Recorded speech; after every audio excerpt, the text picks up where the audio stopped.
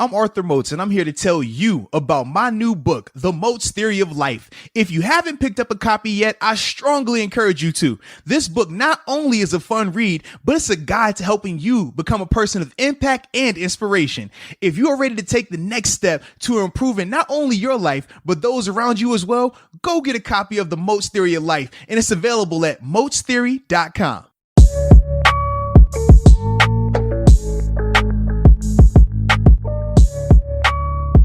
What's up? It's the Arthur Moats Experience with Deke. I'm Arthur Moats, and that's my main man, Deke. What's up, dude? Man, we living life to the fullest, you know that, man. Another day, another dollar. I'm excited, man. I'm excited. Are you not used to that mic? I'm getting used to it, man. I'm thrown off because we swapped mics here just because. Yeah, so I got the mic that you're usually rolling with, and I'm like kind of not used to it. Yeah, it's weird. I'm like, hold on, man. Like, all right, is it good? Obviously, your mic was shittier, but I think it's gonna help with our situation. Just we had a different stand last time, which was a better stand, but I forgot that. So I think my mic just sits naturally lower, and I like my mic a little bit higher. So that one should work out better for you. At the same time, there's a different feel for each stand. It definitely is. I'm over here like, whoa. I'm really thrown off right now. It's a little loose over here. So I'm like, oh, okay, this moves a little bit easier. I got to get more accustomed to it, but it's all good, man. As long as it picks up what we're putting down. Yeah, exactly. That's all that matters, man. Mm-hmm. And speaking of, man, picking up what we're putting down. Had some rough situations the other day, man. What's up? So we came up here the other day. We were talking about our Pens, man. They came off that big time Game 2 win. Things look good. You were talking about anytime you guys sit and Malkin, like things are on the up and up. And I was talking about how they stuck with Murray and it was a good move. Then 2 days happened. 2 days later, what ends up happening? We started out down early, 1-0 or 0-1, however you want to word it, and then we get hot. 3-1. I'm like, oh, it's over. You know what? I'm doing my dance. I'm in the crib getting after it, right? And then it's just like they just stopped playing. I ain't never seen nothing like it, man. It hurt my heart. And now I'm up here today, like I want to talk a little bit of Pens just because they got another big game today. It's today, yeah. But the game is at 4:00, and I'm like, depending on what I say, by the time we get this out, could be over for them boys, man. Right. It's very, very trying times right now, man. The panic button has been pushed. Let's hope that our stars rise to the occasion. Yeah, this is it, right? It is, man. Last game. Now, I was hearing one of my buddies was telling me that it actually, listen, if the Pens aren't going to win the chip, it actually benefits them greatly to be losing this series. From what I heard, I've the potential to get the number 1 overall pick. I heard it, right? But they said that it's still like the percentage-wise, it's still not a guarantee that it's going to happen. It's not even like still a lottery, right? Yeah. So that's the thing. It's like, I hear you saying that, but that's kind of what you say when you already getting beaten. You like, well, I ain't want to win anyways. I was trying to rest anyways. You know what I mean? Like, nah, that's not what we going for here, baby. You can't go from we trying to win a chip to, well, yeah, we trying to get the first round pick. I told him it was nah. foolish. I said, nah, you can't be thinking like that because I think they have a legitimate shot to win the championship. So, but right now it's not looking too hot. That would be the silver lining, though, correct? Yeah. If they do lose. Yeah, but silver lining. But I got stickers on my shirt. Hold on. See, I just put out the new shirt. I'm like, yo, I got something like scratching my arm over here. Hey, go on. It's that new shirt vibe. It is, man. I was like, yo, I got a sticker on me or something, man. Hold up. Wait, on each side? Yes, bro. I knew I wasn't tripping. Shout out to the shirt, though, man. You know what I'm saying? My boy Tommy Raymond, man. I have no clue, I've never seen stickers like that on the inside it's like of the sleeve. It just says 2X. It looks like there's like manufacturing numbers on it or something. A whole bunch of digits. Yeah, man. But anywho, like I said, shout out to the shirt, though, man. I'm so 7'5", baby. You know what it is. City on my chest, man. But, dude, that's rough. All right, now we're better now. You feel good? Yeah, but the whole silver lining thing, if it worked out like that, great. But if it doesn't, now we just over here looking like Boo Boo the Fool. So that's kind of my whole thing with it, man. And that'd be no different if we're here in Pittsburgh and with Ben healthy, we have a terrible year next year and we're talking about, oh, right now we're seeing Super Bowl champs. Then, 6-7 months from now, we talking about, well, we trying to get the first round pick anyways, man. We get the first round pick, it's all good. Like, no. If you got Sid and you got Malkin and you got a healthy squad, which they do right now, all of that trying to get a top pick goes out the window, man. I think the difference would be that's if the Penguins were having a altogether shitty season, though. Right. Because no one wants to endure that. In this case, it's only a best of 5 series. No. The whole season's been weird, and it's just man. this one-off thing that it feels like man. at least. Not at all, man. I'm not saying it's right or wrong, but that's probably what it feels like, as opposed to having a whole season be awful. Because I'm not saying last year nobody was talking that. I'm not saying it was the worst season of all time, but it was a rough year to go through. A rough year of 8 and fans 8? Fans don't want to be experiencing that. 8-8 is a rough year. It is. Yeah. Wow. It was tough. Wow. It was tough. You know what we call, man, if this wasn't in a sports context, we would call you a silver spoon cake eater, man. 8-8 season's a rough year. Oh, man, it's so rough. Wow. 8-8. Oh my God. It was. Get the little violin out, please. What are we talking about here, man? We've only had We've never had a losing season. Oh, man. Okay. All right. What was it? 15 years. Oh, man. I think we've had, it was so rough. Including this last one, maybe 4 or 5 8-8 seasons. With Ben, I think he only has 3 or 4. Because it's only Coach Thomas, 3rd 8-8 season? Yeah, he had 2 back-to-back, and then this one. Yes, third. It was only his 3rd. Okay. Ben had another one after the first Super Bowl. Mm-hmm. Yeah, there might be. It's 4 or 5. It's something like that. But and even in those 8-8 seasons, though, it was actually the opposite of what happened with us. Started off slow, although we did start off slow here, but we got really hot down the stretch and would always have like a legit shot in the playoffs. Whereas this year was the opposite. We did get off slow, but then we got hot in the middle, and then we completely tailed off at the end. And even though we did have a shot in the playoffs, it wasn't. If we would have made the playoffs, it would have felt like we were backing into the playoffs. I mean, didn't you say Tannehill did that, though? I'll give you a point. Those other 8-8 seasons, I think were a little bit more exciting than this one. So you don't think we could have done what Tannehill did? Mm-mm. So you think I've said this multiple times, dude. I know Tannehill's a good quarterback? No. I was just wondering, man. No. He's better than Duck and Mason, I'll tell you that. Wow. Okay. He's better than Duck and Mason. Okay. Yeah, and that team was good. I remember us talking about it whenever they beat the Ravens, they beat the Patriots. They deserved to be in the playoffs. They proved it. They proved that they could do that and we couldn't. Okay. I'll just put it that way. But you said it's never happening again. It's trust me, it's not. All right, cool. It's not. I like it, man. They had those 2 games. We couldn't have done those 2 games. But like I said, whenever they went up against the Chiefs, it wasn't happening. Okay. It wasn't happening. Okay. I could be wrong. Didn't I predict that, though? Didn't I predict like Titans were losing against the Chiefs? You said you predict them losing every week, and they won every week until they got to the Chiefs. No, I said they were beating the Ravens. I swear to God. No. I swear to God, dude. All right. I swear to God. Because you told me before the playoff started, you said they're not doing any big winning. You were talking about Brady. Well, here was my problem. That's what you said the whole time. Don't you remember my dilemma? I do remember your dilemma. Yeah. I definitely predicted the Patriots beating the Titans, but whenever the Titans went up against the Ravens, I predicted like weeks ago that the Ravens were losing first round. But then when I asked you that game, I said, okay, so now we have it where you know who they're matching up with, and you still were like, I don't think the Ravens are going to do anything, but you weren't ready to say that the Titans are going to win that game. I picked the Titans, though. No. I swear to God. We could look back on the tape. Right. I swear. I remember you saying that the Ravens were going to lose in the first round until the matchup happened where it was going to be them versus the Titans. I know, and then you were like, I don't want to go there. Here's the problem. We broke down the game, and I was like, man, the Ravens are just a better team. I really don't have faith in the Titans doing this. I don't have faith in Tannehill, blah, blah, blah. And I said at the end, I'm still picking the Titans because I can't go against my word. I think the Ravens are going down. I swear to God, dude. I swear. All right, cool, man. Ain't no biggie, man. No, it isn't because that was one of the things I guess you could say I was right on as opposed to, I don't know. I'm 50-50. I throw my hot takes out. I throw a lot of hot takes out there. Like I said, I had 2 conflicts of interest with the Ravens and Titans. That's what you do whenever you throw so many hot takes out there. Yeah, you do throw a lot out there, man. You have to make a decision. And you just throw a statistic on 50%. No, you're not, but it sounds good. It's all good, man. Ain't no worries. Ain't no biggie. But anywho, man, we're going to see what happens with the Pens today, man. Fingers crossed. Any predictions before the game happens, man? I haven't watched one game, but okay. They have Crosby. They have Malkin. And you know I like that type of stuff. I know you do, man. So you got to go Pens. You got to go Pens. I'm going Pens. Hold on, what happened? They were outplaying them the whole game because I'm seeing... No, not the whole game. Literally, Pens were outplaying them is what I mean? No. So the Pens were outplaying them the first period and the beginning they were up 3-1. Of the second period. Yeah. But they started out 0-1. And at first, they weren't playing well at all. But then they scored 3 goals. They scored 3. They scored 3 unanswered. And then it was like, okay, they got super hype. Everything looked good.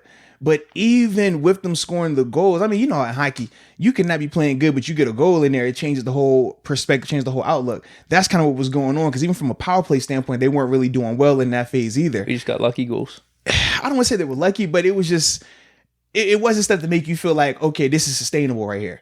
But in hockey, I mean, you get a couple of goals like that, that can change the outlook of a game. You can sometimes not coast to a victory, but you can kind of get out of an arena with the win like that. But then it just turned, man. I don't know what was going on defensively. It just looked bad. I know people continue to blame Murray, and yeah, he definitely has blame in this, but it was some other people, some defensemen out there, man, that just, yeah, they weren't playing up to par. And we just gonna leave it at that, all right? Well, I saw a Twitter feed. Yeah. I saw Fleury. I saw Fleury trending in Pennsylvania. So that was the curse of Fleury, man. Well, that was one thing they were saying. Oh, we miss Fleury right now. We miss Fleury. And then the other one was there was a scapegoat. Don't drop a name. We ain't dropping. Why? Come on, man. We won't do that. You know what? We want to do that with football. Why we gonna do that with hockey? What do you mean? We wouldn't be up here talking about escape in football. I think that happens every week, no? No, we don't do that, though. Some people try to do that. We don't do that, though. I don't? No, we don't. Okay. We don't do that, man. I'm above that, actually. We are above that, yes. I can't remember. You never come up here and be like, man, it's his fault. It's his. Blasting players. Yeah. You're right. I do have some nuance. I was going to say, the only time we've ever had to come up here and talk negatively about a player was when we did the worst signings. Remember that? That was really the only time we really had to say, all right, his performances throughout his time here versus his performances wasn't that, you know what I mean? We went into it that way. But other than that, we don't really get into the whole, let's throw this dude under the bus. He's a scapegoat, because let's be real. We know it's a team sport. And I know people are quick to point to that guy, but there's some other stars as well that haven't been showing up in the series. And we're not going to go there because it's you got out of character that one time ripping on Trubisky. I did. But you got to think anything Chicago related is always going to rub me the wrong way because of my endeavors in Chicago. What? We'll talk later. Okay. Yeah. Wow. Interesting stories, I'm guessing here. Nah, you'll know as soon as you'll know exactly what it is. Yeah. We've already talked about this. As soon as I give you a thing, you'll be like, oh, I remember now. Okay. So I just leave it at Chicago, and that's that. Okay. So, all right, we won't mention that dude's name. Yeah, man. I might watch the game today. We'll see. Well, for me, I'm going to be on air. 4, right? Yeah, it's at 4. So we literally got the TV set up in the studio. So we'll be talking Steelers, talking training camp, and watching the game. Are you going to be doing like a live feed as you're on the radio here? Or is this with the Steelers? So that's so it's with the Steelers. So it's in the studio, but we always have the game set up so we can just watch it and everything like that, especially since it's at 4 o'clock, man. But like I said, man, hopefully they can pull it out, man, because this is a backs against the wall must-win scenario. And traditionally, this is the game where your stars step up. When you talk about, as long as you got guys like Malkin, guys like Sid, hey, you're always in the fight. This is what you're talking about right here, man, because this is one of those, hey, I got to make sure my guys are better than your guys in this game right here. We'll worry about, the rest of it after this, but we got to find a way to get this dub right here today. So fingers crossed and we get it done. No, 100%, dude. What else we got on the docket here? Man, we got NBA, man. It's been some crazy games with that, too. Holy cow, but what I'm starting to realize is this, man. You getting worried? No, I'm not getting worried. In fact, it's the opposite, and this is the situation here. So in my mind, I'm thinking like this is regular season basketball, right? Like certain teams, well, not even regular season, but more so we're all competing to get into the playoffs. We're all competing for seeding. Then I start to realize like it's only actually 2 or 3 teams. Yeah, it's only 2 or 3 teams. So I'm like, certain teams aren't going to use this like your traditional, all right, Rick, so I got to make sure I'm firing on all cylinders to get here. Some of these guys are trying to get through and just stay healthy for the playoff push. And then because at first I thought it was just the Lakers. I'm like, yo, why the Lakers playing so bad? Why they looking like this, and that? Yeah. Then I'm looking at the Bucks. I'm looking at the Clippers. I'm like, oh no, all the teams that have already clinched and they know they're good, they're using this as, all right, we're going to get our legs. All right, we moving, get your shots going. All right, cool. But the intensity, and that's what I kept telling you. I was like, yo, I felt like intensity-wise, some of these games is not hitting the same. Whereas then I watched like OKC, and they were out there going crazy. I watched the Mavericks. Man, I'm like, okay, I done caught on now. I'm telling you, the Rockets too, even. Whenever, that was the one game I was like, I watched the whole way through. The Rockets, Bucks. For whatever reason, the Bucks were going hard that game. But they're missing some players. So that's something that you could say with, like, Bledsoe's out. Even though I don't think Bledsoe's going to be much of a factor for them. They need more shooting. That's the thing that kills them. True. They need shooters around them. And I was going to say this. I'm going off the rails here, but, like, any team that missed out on Melo, they are definitely regretting it right now. Yeah, because Melo's looking good right now, Lakers easily, and I think Bucks would have been a good team for him. And he's going off with the Blazers. The Blazers are looking really good, dude. Mm-hmm. But also the Blazers are playing a lot harder because they're in that position where they're trying to clinch one of those spots and everything like that. And then I think it's the opposite with the Pelicans now. With the Pelicans, I felt like they played hard the first couple of games, and now they're just kind of like, all right, they're done. Like I was like, man, this is crazy. Like they lost that whole competitive edge. But that's what really gave me that epiphany of I'm putting too much weight in these 8 games right here because to some of these teams, it does not matter anymore. They just got to get to the game, get to the playoffs healthy. And then from there, now we'll see what happens. So for me, I'm like, I'm not even losing sleep over this stuff anymore, man. No, 100%. Here's what happened. Last time we were on, I was talking about I was having this glorious NBA weekend and all this type of stuff. And then as this week has progressed, I've only been trying to look out for the teams that are in the mix, like the Blazers, like I said, the Rockets, but even they're already locked in. They don't really got to worry about it. They're entertaining to watch though. That team I was telling you last time. I love their guard play, bro. They're just fascinating to me. I mean, you got these dudes that are 6'5", 6'6", 6'7" in the post against that Bucks game against these Giants. Well, watching them yesterday versus the Lakers, AD like it was at times where they had nobody that could match up with him. But then the flip side, because of the small ball, it creates so many nightmare matchups. If you got big defenders trying to guard some of these guys, man. No, it is. But I was trying. Here's what happens if I miss, or if I'm looking at the TV slate and I just see 1 or 2 games that are out there. That's like, all right, this is kind of for some playoff seeding here. Yeah. This is for the A seed, and I miss it. Then I miss the whole NBA slate because right now I'm not going out of my way to be looking up Lakers. I'm not going to say Lakers, Clippers, but just 2 teams that are already locked into the playoffs. It's like, dude, what's the point right now? I was thinking this on the way over. I want the NBA playoffs to start right now. Mm-hmm. The Blazers and Suns, that should be the 8 seed matchup. Suns look good. That's what Suns been hot, man. Grizzlies and Pelicans, they're done. They're done. It's going to be Blazers, Suns for that 8 seed. Even though from a rating standpoint, everybody wanted either Memphis or the Pelicans to get in there, man. I think we're over it now. I think we're over it. Devin Booker has made us forgot about Zion. Good. He looks good. God, he looks good. They're the only undefeated team other than the Raptors right now, man. Yeah. And they look nice. What's crazy with the Raptors, I know we talked about this at the beginning of the season. I think I had them at like the bottom of the Eastern Conference. You had them higher. You know where they are, man. Huh? You know who the Raptors are, right? What do you mean? They're the Tennessee Titans of the NBA. No. Yes, they are. They won the chip last year. Yeah, obviously they won it with Kawhi, though. That was a big difference. And along with the injuries of Golden State. No, they're not the Titans. Who did I say the Titans? I said the Jazz or the Titans. No, I don't remember that. Yeah, a couple podcasts ago. I don't remember that yet. But to me, man, I look at the Raptors like, because you look at the Titans as a trash team. I look at the Titans like this team that went to the AFC Championship game. A team that's been in the playoffs 2 out of the past 3 years. A team that's been very successful in the recent years. And I'm looking at the Raptors like they're the exact same. Now, the difference would be if the Titans got AB out of, you know what I mean? Like AB would be the Kawhi Leonard type situation. But that hasn't happened. But they still are consistently a good team, man. They're just not flashy. Well, they actually have a legitimate shot to me to beat the Bucks. I mean, they took them down last year, obviously missing Kawhi, but I could see the Bucks just having some problems, man. I really do. It's really Giannis or nothing. It is. Well, Middleton's been playing well, though, man. Yeah, but that's about it. Like, he's not, I don't know. He's not that dynamic playmaker, though. He's going to make some shots for you. Couple dribbles, little fadeaway here. Hold on, man. They're going to hit you with the statistic, man. He up there with Larry Bird and stuff, man. I know. I told you that. I'm just not buying it. But they don't. Dude, who else do they have? They got the Lopez brothers. You ain't feeling them? Oh, dude. I don't like them either. They don't do it for me. Lopez had a really good game against the Rockets, but that's just because it was against the Rockets small ball because of how tall he was. If anything, they were letting him score. They were like, all right, take your twos.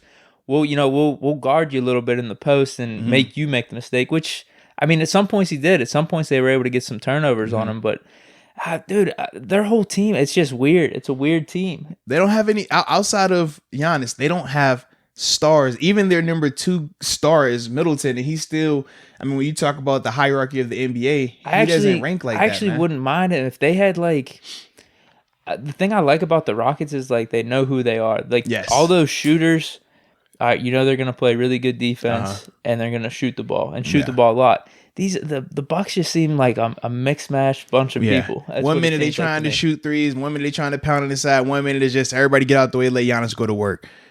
It's crazy, man. But they do got the co-coach of the year, man. So shout out to Budenholzer, man. Wait, when did these awards happen? That just happened. They didn't do MVP yet, though. No, right? no. They just did. They did the co-coach of the year right now between. It was Billy. Co-coach. Billy Donovan with OKC, and then Budenholzer with the Bucks, man. All yeah, right. they just announced that. That would have been Monday. It was either Monday or Tuesday announced it, man. All right, that's cool. Yeah. Whatever. I mean, hey, man, I'm just saying, man. I know it's not flashy, and honestly, in the NBA, Coach of the Year doesn't matter because you saw what happened with the Raptors. My man won Coach of the Year and got fired in the same season. Shout out to LeBron. All right. So that's just how I look at that whole situation, man. But yeah, that was my whole mindset though with the NBA right now. I'm just waiting. Sorry, get me to the playoffs, man, because right now none of the contenders are taking it to that same level of intensity on a night in and night out basis. it's fun for those teams that are on the bubble, though, some of those young teams, and seeing players break out. You have Cam Johnson with the Suns. Just, overall, some of these, younger players are, they're scoring. Devin Booker, obviously, too. It's been nice to see. TJ Warren out of nowhere with the Pacers. Like those TJ, did he drop the 50 piece? He was the first 50 burger in the bubble, man. Like those are cool little storylines. Just seeing Michael Porter Jr. is another one. Seeing these dudes break out in the bubble. But outside of that, in terms of championships, and you're not getting what you need in terms of. I have a realistic approach of what's going to be happening in the playoffs. That's my opinion, though. It's cool seeing the individual players, though. You know who I got excited watching the other day, though? Christoph Porzingis, man. I was able to watch him. I was like, dang, because obviously he got hurt in New York, but he was a beast in New York. But you could tell he was still on the up and coming. And I was watching him the other day. I'm like, dude, he pulling up shooting threes. He got a nice little hand. I'm like, all right, this could be something sweet here, man. I kind of like what I'm seeing, man. So I got a little excited about it, man. Mavericks are kind of nice. Yeah. They've been a weird team in the bubble, though. Yes, falling off, like especially against the Rockets game. Not really being able to close. They lost against the Suns. I was watching that one. They're a weird team. Like they're really good on offense, like really talented and stuff. But do they have that closing it factor though? You know why they don't? Because they don't play defense. But that's your boy, Luka. Yeah. Nobody wants defense, right? Nobody cares about defense till it's time to lock up. You can't close out and have it factor games if you can't lock up. Why you think KD, when he was in Golden State, people loved him because not only could he score, he was going to put the clamps on whoever your star was. We've seen LeBron with the block. You know what I mean? Like everybody has to have those type of defining moments on defense, though. If you can't stop nobody, man, it doesn't matter. Man, that's what your boy Luka, man. He can score on anyone. Fun team to watch. Talk about defense, though. James Harden. That's one of the things I've noticed. Absolutely. He's locked in right now, man. Yeah, we'll see what happens. I still don't think they're beating the Lakers or Clippers, though. I really don't. They're going to make the semis. They're going to face one of those two teams. Well, see, my thing is, I think they match up better versus the Lakers than they do the Clippers. Because the guard play and stuff like that. But then my thing is... Are you getting worried? No, because I was about to tell you the caveat to that. As much as I love small ball... The thing is, we know the Rockets go cold. We've seen them. I mean, shoot, just their game against the Bucks, they missed 43 pointers. I know they still won. That's the math to it though, where they could still be playing bad. But this is the thing though. They missed the 43 pointers, but the Bucks still weren't capitalizing on it either. Whereas with LeBron and AD, they're not gonna sit out there. Okay, you gonna miss them 3-pointers? Man, they will demolish you. Man, AD, it was one point watching the game yesterday with AD, bro, and literally there was nothing that could be done to stop him. And this was LeBron wasn't even in there. LeBron didn't even play yesterday. Obviously, Harden didn't either. Westbrook didn't either. But yeah, it was like they literally had no answer. And I'm like, okay, if they really come out here and say y'all gonna play the small ball, AD gonna pound you inside, LeBron gonna pound you inside, even Dwight Howard can get off versus that. I'm like, I'm not worried because when y'all go cold, miss all them threes, these are buckets, guaranteed buckets right here. So that's why I feel good about it, man. And I'm still banking on, like I said, Danny Green and J.R. Smith have not been hitting anything in the bubble. You think that's going to continue? I highly doubt it. So that's why I'm very confident them versus the Rockets, because I'm like, even with that small ball, they don't have enough to pound inside. And the same with the Clippers. The Clippers don't have the bigs for that interior stuff. Now, granted, they got the wings, but I think the more intriguing matchup that I would really enjoy is watching the Rockets and Clippers go at it, because I think that can... It's going to be that test of, okay, you got legit guard play versus the legit wing play, but neither one of them have these monster bigs on the interior. Be a good matchup, man. I know. Mm-hmm. Oh, yeah. We got, a week and a few days for these playoffs. So, yeah, that's all we're doing then is waiting right now. Yeah, because but I told you that the other day too, man. What? I told you, man, it ain't hitting the same, man. It ain't hitting the same, bro. It's not. It was for me that weekend. You wanted it to. That's why you wanted it to, man. I'm telling you, man. Those games were good. Same, bro. Those games were good. I watched that first. Was it the Lakers and Clippers? That first game. I was like, all right, that gave me a little juice. Then after that, I'm just like, bro. I think it was a combo at that point. The Thursday to Sunday, that was the first weekend of NBA being back. Now, after it's all settled in, I got the initial games out of the way. You got like I was telling you, the younger players going off. You got to see some of the stars playing. Yeah. Now it's like, all right, what really matters in this second week here? And you're right, man. All that matters is those teams for the 8 seed. Yeah, that's it, man. That's it. So it's going to be Blazers and Suns, hopefully. That'll be probably the most interesting matchup, in my opinion. I would like that. Yeah, so I would like that a lot. Yeah, just waiting. Excited, though. So it's all good, man. So that's that, man. But now time to talk what we really came here to talk about, man. A little NFL. We were doing our list. And today, man, we ranking our top safeties in the league. Safety? I'm messing with you, man. I knew you were messing with me. I was like, let me see what he says here, man. But no, we're going to do our top 10 wide receivers in the league, man. It's only right. I know how my man Deke loves anybody on offense. So I said, let's give him another offensive position group to rank. And then from there, we could go on from that, man. So, yeah, man. You thinking defense next week then? I mean, I've been thinking defense. Let's go defense. That's my bread and butter. We could do 2 and 2, like a home and home. Oh, okay. We're doing like series. all right. You pick your 2 defensive positions. So that's what we'll do next time. And then save the quarterbacks for last, right? Yes. Yes. Even though I was really thinking the other day, we're not going to get into it, but just a little food for thought. I'm like, could you debate if Ben is a top 5 quarterback right now? And this is the thing. So I said, okay, you say easily. I was like, you have Mahomes. You got reigning MVP Lamar Jackson. You got Russell Wilson. You got Drew Brees, and you got Brady. That's 5 right there. Oh, you got and Lamar. That doesn't you even, got Lamar too. Rodgers. Well, no. Yeah, I would say. Did you say Rodgers? Well, I didn't say Rodgers, and I didn't say Deshaun Watson, and I didn't put them in any order. I was just naming those 5. I wouldn't consider Watson. But I was just naming those guys. Like, I'm sure people are going to debate it. That's all I'm saying, man. I'm excited. But we'll get to that another day. I was just thinking like, ooh, sheesh. Are you thinking about it's a little deep. I'm just, hey, man. That's why we need the time. That's why we need the time. That's why it should be. That's why it should be last. Yeah, I just simply said like, yo, if you think about it, some people will go there. Some people will. I'm not saying anybody initial. I'm just saying some people might. But that's. I think you're gonna come to your senses. That's for another day. You're gonna come to your senses. Whenever we do the ranking. I hope you come to your senses as well.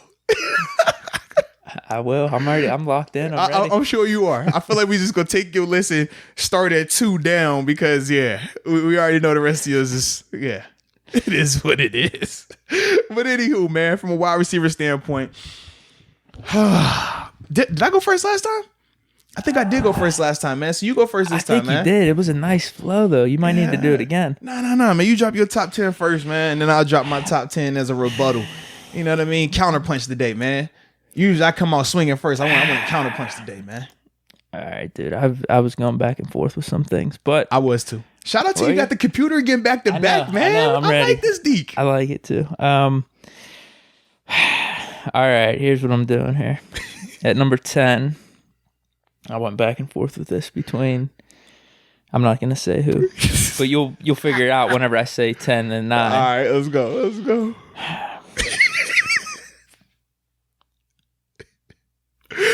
I'm going Keenan Allen at 10. Okay. Number 9, Chris Godwin. Okay. Number 8, I got the GOAT. I got AB at 8. Okay. And then at 7, I have OBJ. Mm-hmm. 6, Devontae Adams.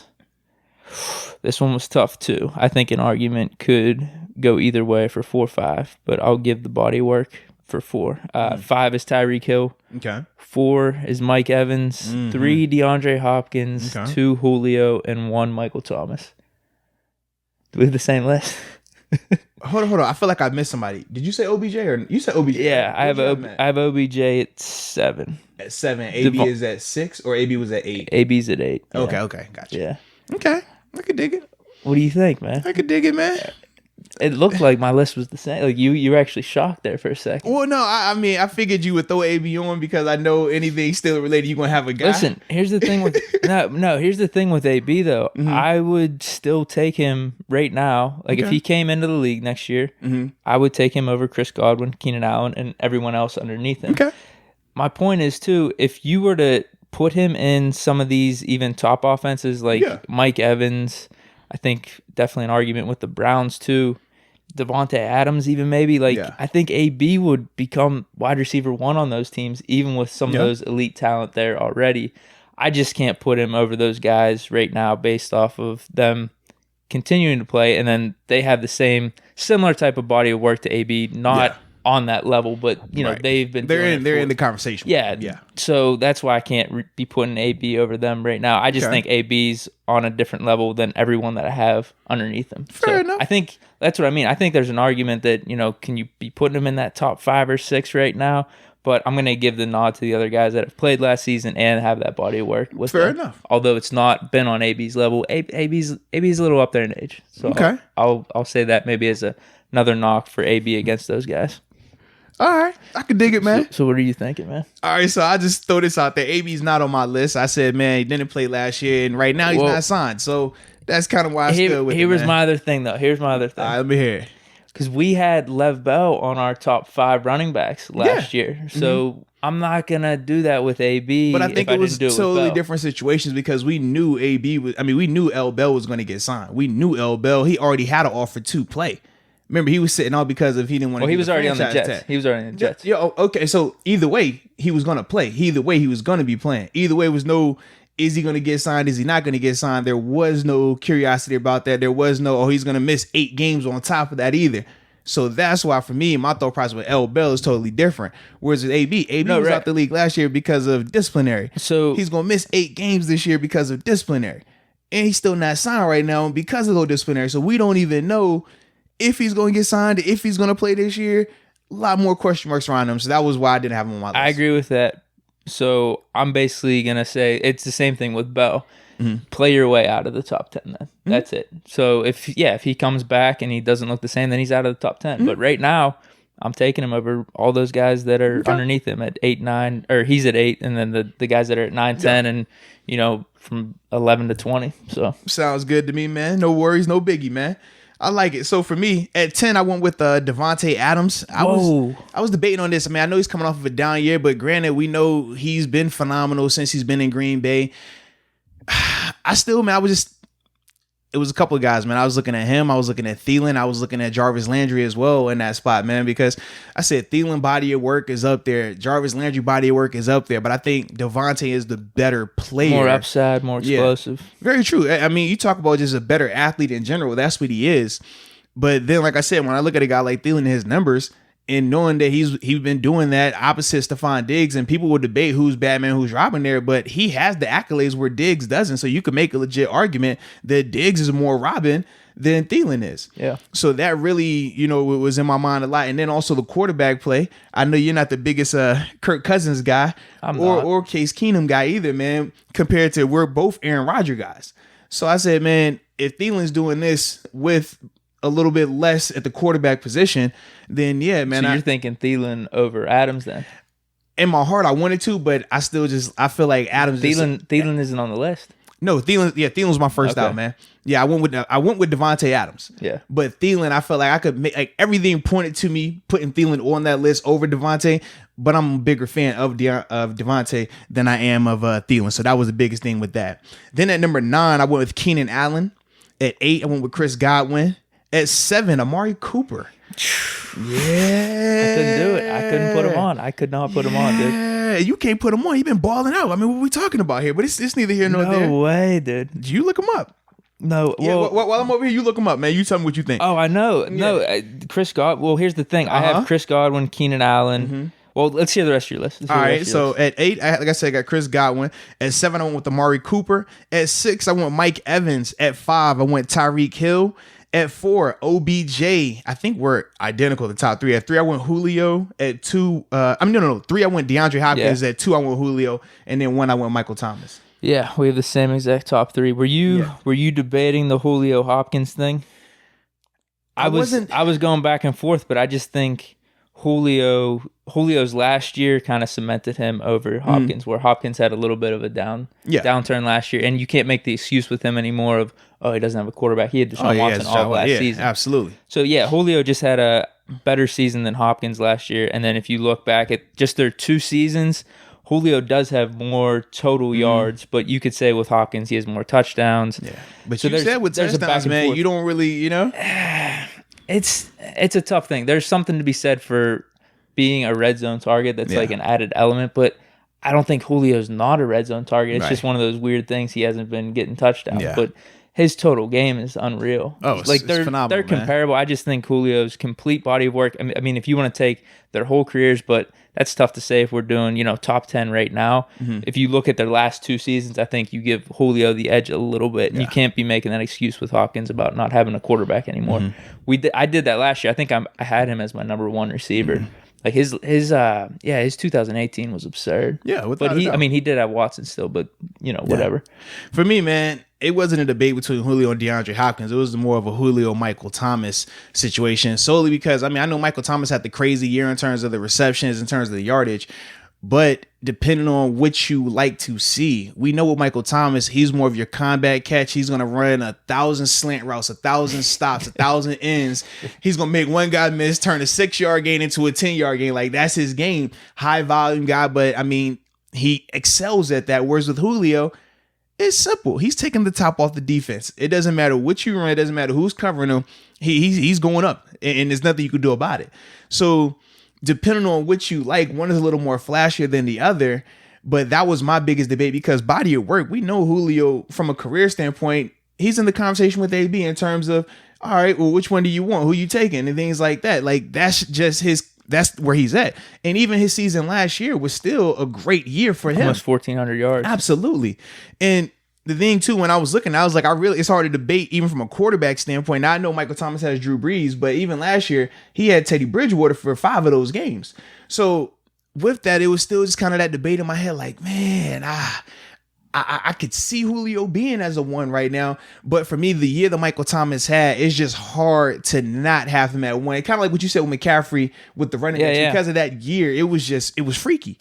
It was freaky, man. Definitely. I agree 100%. You look at his stats over the first 4 seasons, over 1,000 yards each of those seasons, hundreds of receptions in each of those seasons. Like, talk about consistency.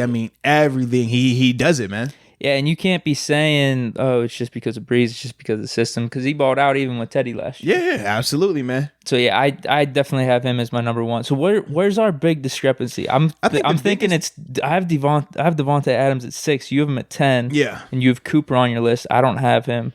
See the guys. So I guess like that was my so the 2 that we have flip flop. You have Adams higher, and you have AB on your list. Whereas I have Adams lower, but I have Amari Cooper on my list. Well, it's weird too. I have OBJ at, what do I have him at? You had him at 7, right? You have him at 4. I'm actually interested. Man. I thought you were going to have him lower. No, man. For me, man, when you look at OBJ, bro, like I like OBJ. Yeah, I want to put him higher. I just can't based off last year. I think everything he's done though throughout his career, he's elite, and it was just a shitty situation for him. Well, I look at this, a terrible situation. He was playing injured, which he had surgery this offseason to heal himself, and he still went over 1,000 yards. I know his worst season still had over 1,000. That's what I'm saying. Like, if that's your worst season, and you still were playing opposite Jarvis Landry, who had 1,000 yards. It's not like you got 1,000 based off of, we're just gonna feed you the rock every play. Like, no, that wasn't the case. So if you still can limp to 1,000 yards in that type of scenario, we talked about the dysfunction that the Browns had. We talked about how Baker had his worst year. We talked about how everything was just bad in that situation. And he still found a way to get over 1,000. He still found a way to be productive. So without a doubt, man, OBJ is still a top 5 receiver. And if he bounces back and Baker Mayfield lights it up, he could easily surpass one of these guys in the top 3. Like, that's how I view him. The same way you talk about AB, I look at Odell in that same vein. He doesn't have the same level of consistency that AB has had year in and year out. A lot of injuries have played and quarterback play as well. Whereas with OBJ, though, we always said from a sheer athletic standpoint, OBJ is the better athlete than an AB. OBJ can do everything that AB can do, but he's a lot faster as well, a lot more quicker. But the difference is, AB has always been consistent, but he's also been in a better situation too, from an organizational standpoint, from a quarterback standpoint. Whereas OBJ, we talked about the dysfunction that was going on with the Giants when they was trying to figure out Eli DeGuara, the Danny Dimes. Talked about the head coaching situation. Then you talk about bringing him to Cleveland, and you've seen how that's played out for him as well. So I don't want to hold the organizational lack of stability in the dysfunction that he's had at quarterback against him when I know how dominant he is. I've been on the field with this dude. I know. I'm like, yo, it's certain things that you can't coach. It's certain things that you can't defend. And OBJ, he is that. He's a cheat code, bro. Yeah, I thought I was gonna have to make some type of argument for just OBJ being on the list. No. I didn't think you're gonna have it. I really didn't. So we're on the same page there. If you look at his 2018 with the Giants, he only played 12 games, but I don't know, probably in people's minds, like they're thinking, oh, OBJ, like his best years are way behind him. His 2018, he only played 12 games, and I like to do my thing. You average it over 16 games. It would have been 1,400 yards and 8 touchdowns and over 100 receptions in that 2018 with a bum Eli. Yeah. And then he goes to the Browns, another shitty situation, over 1,000 yards, barely, but still. Still over 1,000. As his worst. Don't say barely when you're like, it's a lot of receivers that don't get that. As his worst season, as a complete down year. So yeah, that's why I have. The problem is, I just think the guys that I have above OBJ had better seasons last year. That's about it. Well, but this is my whole thing, though. We talk about you saying those guys had better seasons last year, but then you have AB on your list. So that's why I'm like, well, how are you going here, man? Are you going off of last year, or are you going off a body of work? Like, no. I think how do you weight it? Once I get to AB, there's a drop off. That's what I mean. Or after OBJ, or like AB's kind of like that breaking point where I think those guys ahead, you're kind of nitpicking. From OBJ probably up to Mike Evans. Like if you're gonna do tiers, I got my top 3 in that tier. Okay. Thomas, Hopkins, and Julio. Yeah. The next is where you're nitpicking. Like Evans, I gave him the nod at 4 just because he has 6 1,000-yard years. Okay. Like his production in his career is absurd. Like and really underrated. With Jameis too, man. Well, he did it with Jameis and with Fitzpatrick as well, man. Well, he did it with Jameis, and the only other player to do that whole 6 straight 1,000-yard years right off the bat in your career is Randy Moss. Yeah. And now he's got Brady in there. And I think last year, it's the same thing with the whole, he was hurt a little bit, so his numbers look like a little bit more down. But over 16 games, it's 1,424 yards and 10 touchdowns. And then the year prior, 1,524 yards and 8 touchdowns. Like those are crazy, like 2 crazy years. Like it's tough. It's tough for me to, if we're talking about OBJ, because then I got him between Evans and Tyreek Hill. That was a whole nother argument. Devontae Adams. That's what I mean. Between Evans down to OBJ, it's just kind of like nitpicking to me, and like what I want or what I'm preferring right now over the other. I just still get surprised at how underrated Mike Evans and Keenan Allen are, man. Both of those dudes, when you look at their numbers, what they've been able to accomplish in their situations, they still don't get nowhere near the respect or notoriety that they deserve. I mean, you talk about the numbers you just read off with Mike Evans, man. Imagine if I don't know, if not even Julio, but if DeAndre Hopkins did that, DeAndre Hopkins is getting talked about on a whole nother scale. Whereas with Mike Evans, he's been doing this and no one still even wants to put him up there in terms of a top 5 or a top 6 discussion right now. It's crazy.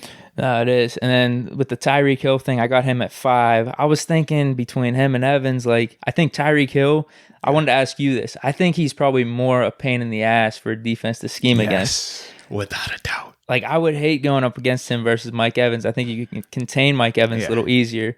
But I just think Mike Evans is like the total package. Yeah. Mike Evans as a receiver is the far and away better just receiver in terms of route running, in terms of everything that you want from a receiver standpoint. But Tyreek Hill is a nightmare to prepare for because of that speed element. It's certain things that you just, no matter what you draw up, you could draw this double team up, you could draw this coverage being, shifted towards him.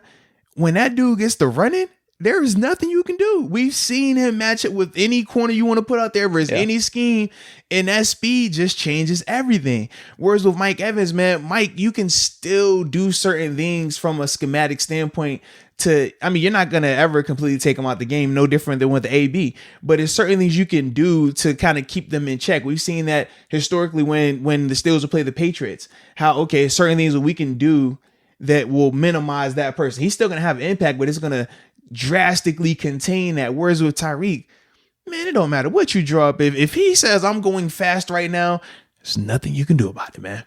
And that's his game, man. Yeah. So, and obviously you pairing with Mahomes, who can just sling that thing wherever he needs to. That definitely helps out a ton.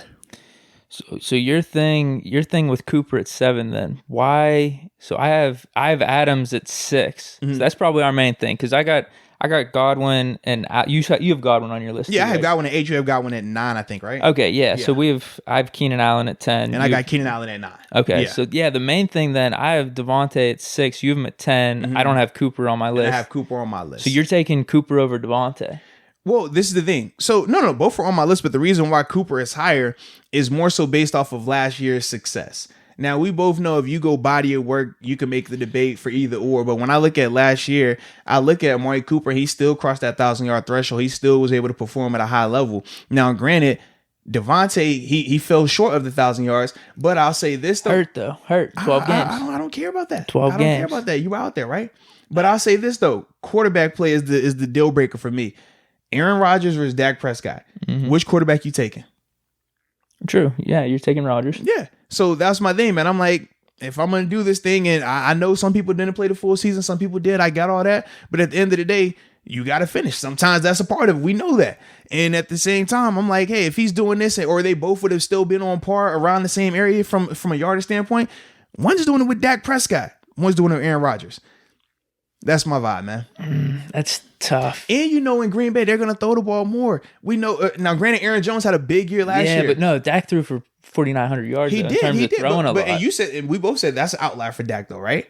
Dak's not going to be a 4,900-yard passer every year. I think so. I think he's going to throw for over 4,000. No, throwing for over 4,000. He was flirting with 5,000 pass yards last year. That's different. The problem is with Cooper, in my opinion, I think there's a legitimate discussion of who could become the number one this year, or at least have more production between him and Gallup, and now you have CeeDee Lamb in the mix too. Yeah.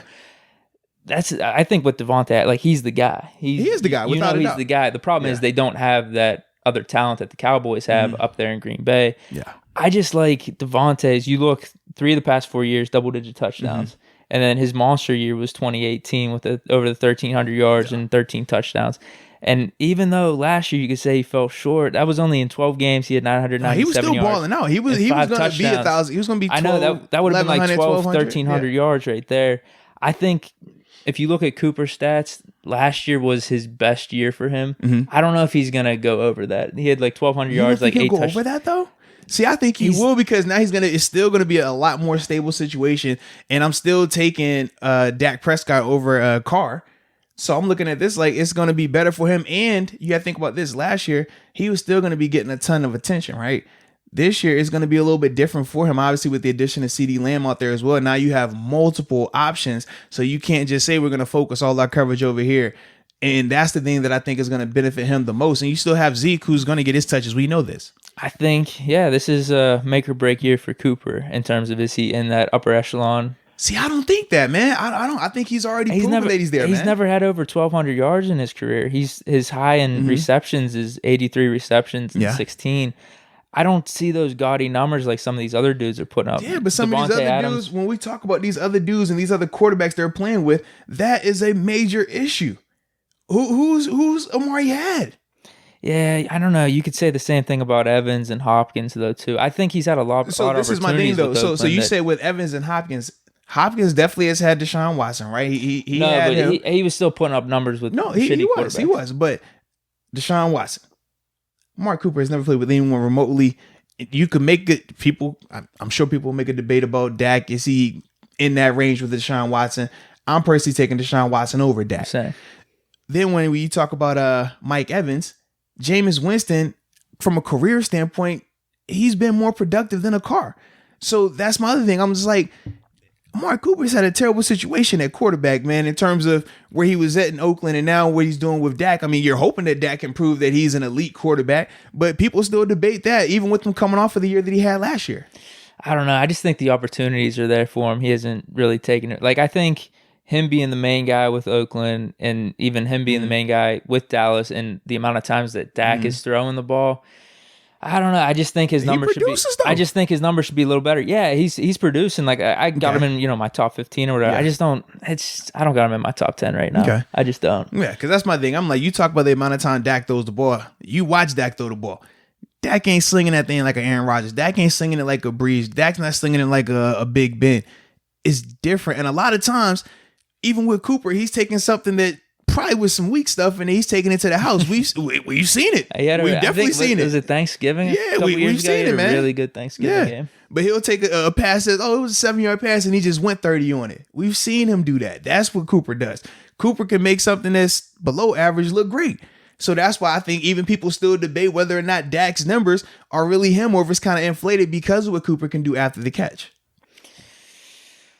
Are his numbers inflated? We'll see this year. Like I said, I think he's going to throw for over 4,000, but I think we know what Dak is. Like we know the type of quarterback he is. Like no matter how many yards he throws for, how many touchdowns, it's like, can I count on this dude compared to, some of these, the top 7 or 8, top 6 quarterbacks, and I just don't have that feeling with him. We've talked about this. I got him at top 13 or something.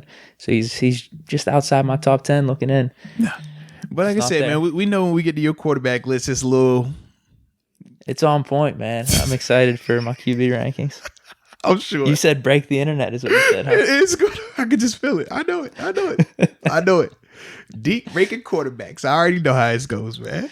I gotta give people the truth. I gotta warn people for this year. They're not ready. They're not ready. I'm not ready either, man. I'm not ready at all.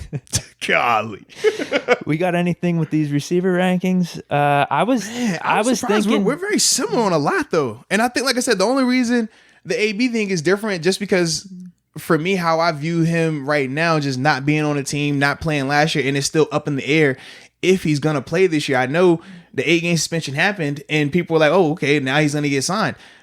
This team still haven't signed him yet, and it makes sense to sign him sooner than later because once the season starts, he can't be in the building, so he's not even gonna be able to learn your system and learn your culture. So, if anything, you want to sign him now and stop waiting.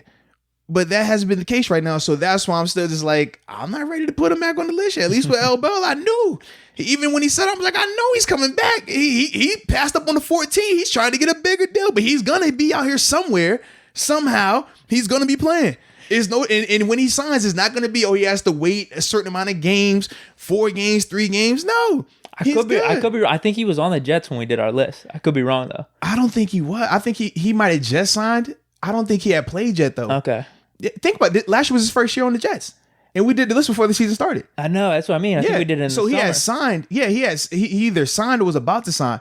No, during the summertime, so he had already signed with the Jets, but he hadn't played. But we knew he was on the roster. We knew he was going to play. Yeah. With AB right now, the only news we got is he got an 8-game suspension.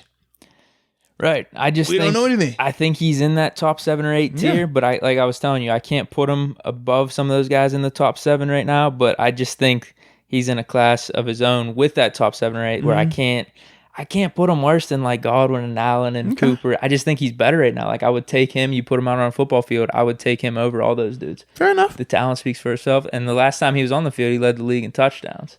Well, technically last time he was on the field, he only had 1 touchdown, but that's neither here nor there. What do you mean? Oh, man. Technically. In one game, he was efficient. He looked good, dude. That did lead the league. Just throwing it out there. He did play last season, but you know what? Yeah. I got all I needed to see from AB last season. I know it's still there. Against the tanking Dolphins? I know he's still got it left in the tank. Against the Dolphins, huh? We talked about a lot of quarterbacks look good versus Dolphins, man. A lot of people look really good versus Dolphins. Wait, what's going on here? I'm just nothing. Hold on. Look good against the Dolphins. Who are you insinuating here? Just nothing, man. Some people had big comeback games on prime time against the Dolphins as well, man. What's going on here? Nothing, man. What am I missing? Nothing, man. It's all good. Primetime wins against the Dolphins. Come from behind wins against the Dolphins in Heinz Field. What are you talking about? Mason.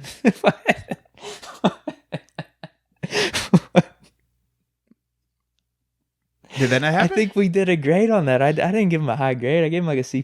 He looked great. He came from behind, man. Lit it up. It was a gritty performance. I appreciated that. But man, he looked bad in the first half. Yeah. A lot of people look great versus Dolphins, though, man. I can go down the list. There's multiple players, multiple teams that have got off versus Dolphins. So what are you ripping on AB or Brady? Hey, man. You is what it is, man. I'm just chilling. That catch in the back of the end zone. Yeah. That was in the back of the end zone. It's toe tap. Yeah, no, it wasn't. It was side of the end zone. It was side of the end zone. Okay, yeah, and it was plenty of room. Stop it. What? That catch in the back of the end zone? What you gonna tell me was San Antonio toe tap now? Not even close, it wasn't man. That. I don't think any catch is beating that. That might. I mean, that OBJ. That's a good one. Yeah, that's iconic. Are we considering circumstances though? What you mean?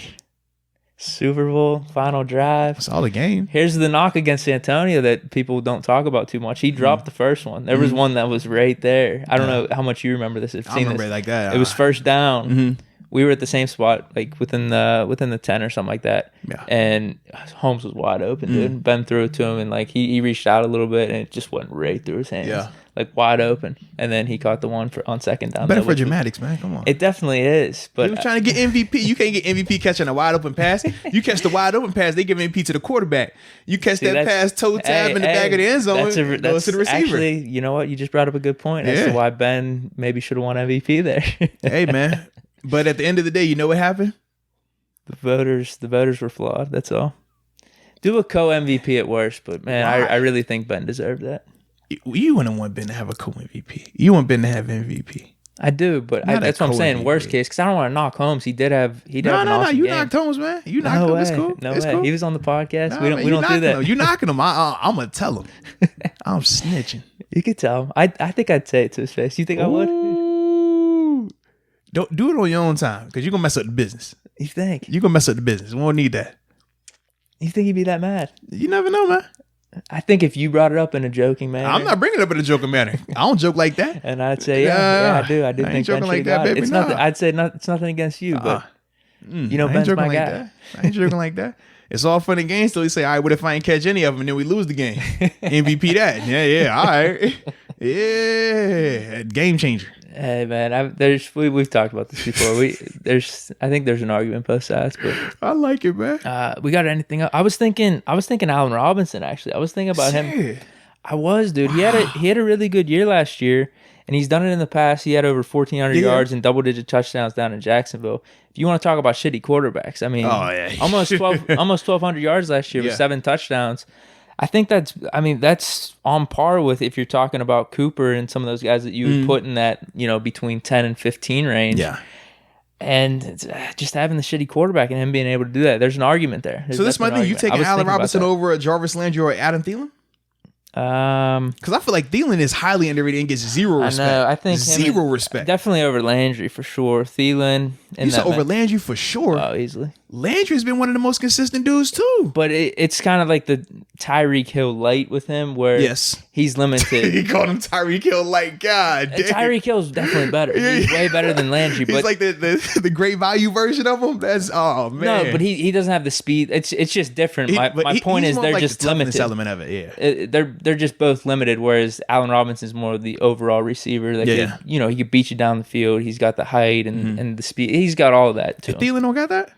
No, I said he's on Thielen's though. He's there. He's there. Because I'm taking Thielen over him. Okay. Like I said, I debated myself not having. I wanted Thielen on my list. I know you were thinking about it. Thielen can ball, man. He's consistent as heck too. I'm not opposed to that. I think that we probably I might need to have an honorable mention. Can I have Thielen as my honorable mention? Sure. Can we, when you put the list up, just honorable mention Adam Thielen for sure. Me, yeah, I could do that. Because it hurts my heart to not have him up here, but I really wanted him up here. I'm gonna put Juju, honorable mention Juju. His lady.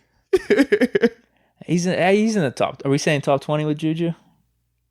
We have to look at it. Yeah, I'd have to look at it, but I mean, it can't hurt to say top 20. Yeah, I don't know if he's in the top 15 right now.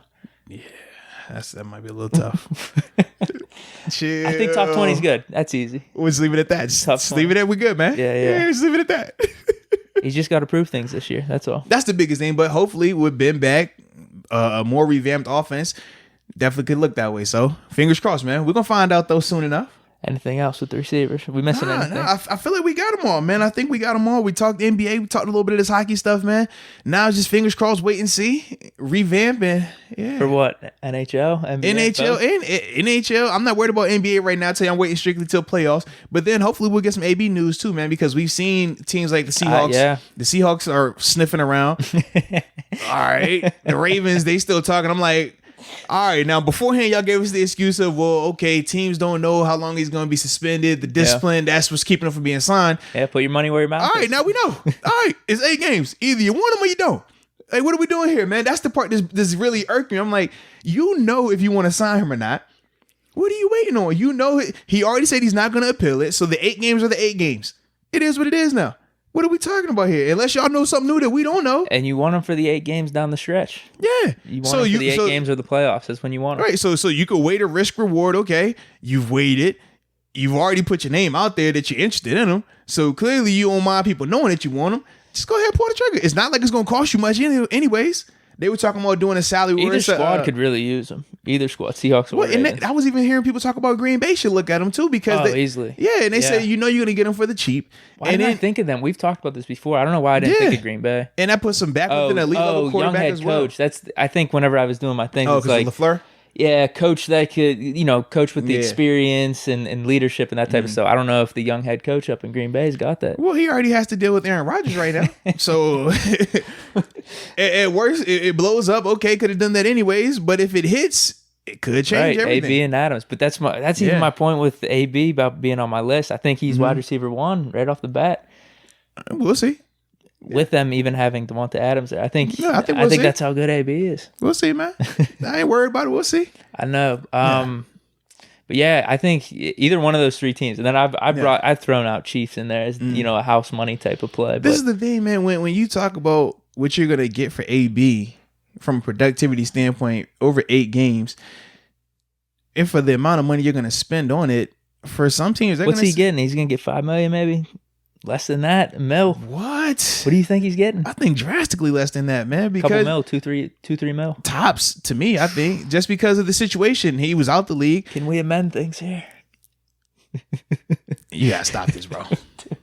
I can't let go. Stop this, bro. Clearly, we got 2 players, AB and Martavis. You cannot stop, bro. Clearly, holy cow. But yeah, man, I think that's the situation. It's like outside of Pittsburgh, New England, and Vegas. Outside of those 3 teams, I think anybody should weigh the option because it's going to be a cheap pickup for him. But the other side of that is, can you trust him doing that 8-game suspension? Is he going to, we're not worried about the physical condition element. We know he's going to be in shape, but is he going to stay out of trouble? Is he going to make sure that he's not doing anything that's going to compromise the team? And then when he does get back, how long is it going to take for him to get up to speed? Because that is a whole other element of it. And then if it takes him a week or 2 and he's not getting the touches that he wants, how does he handle that? Is the team winning at that 8-game mark as well? That's another thing. He hasn't had to endure a really, really bad situation like that. He's always been on a contender. So how does he handle that situation? There are a lot of question marks. And then depending on the makeup of your roster, if you have a young quarterback or you have a young core and you're worried about them potentially being negatively impacted by that, that could make teams say, you know what, I'd rather go with what we have right now. So there still are some question marks around him, but I just feel like for the team that is going to sign him, they already know they're going to do it. And if they're not going to sign him, they know that as well. I just don't understand why it was all this throwing out these fillers beforehand. Yeah, man, we're looking into him, man. We're just waiting to find out, what's going to happen. And now we know, and they're still just, all right, we're just looking into it some more. I don't get it. I think between the Seahawks and Ravens, someone's going to make a move here. We'll see, man. They're going to reap the rewards, in my opinion. Okay. They definitely will. I know you brought up the concerns. I just feel like AB is going to be locked in. And all that other stuff that might be at play, that might be concerning. If he's locked in and comes in at that, week 9, week 10 mark, whenever it is after, the 8 games. Yeah. I guess it would be week 9 if there is a bye. I guess with the bye, it'd be. I don't even know why I'm talking about this. I was going to say, man, it doesn't even matter. Like, what are you talking about? Week 9 or week 10? I think, it could be either one of those 2, depending on the bye. But anyway, you overthinking it, man. I was right initially. I think if he's locked in, all that other stuff's not going to matter because worst case, I know he's going to come back. He's going to be in great conditioning shape, but is he going to be good for football with knowing the playbook and all that type of stuff? Is he going to be acclimated right off the bat? That's a question. But my point is, if he's locked in, that's not going to matter because I think him just being out on the field would be a huge impact for that team. No, I agree with you on that. With him being locked in, he wouldn't be as concerned about the catches and all that type of stuff, just trying to get the wins and knowing that the catches in that will come as the season progresses. What? Are you sure about that? What do you mean? I think he's going to be about the team, dude. I think he's going to be about the team. And then the catches will come. Okay. I think they're going to come right off the bat just because that's how good AB is. But I'm talking worst case scenario. Okay. You don't believe it? Am I naive? No comment, man. Comment. Am I being naive? No comment. I believe in AB. He's going to come back. Yeah. I'm with you, bro. He's going to be good, dude. That's why I got him in my top 10. I can dig it, man. I can dig it. So, yeah, that's that, man. Anywho, that was fun, man. It was all good. It was good. I think AB will prove me right this year, dude.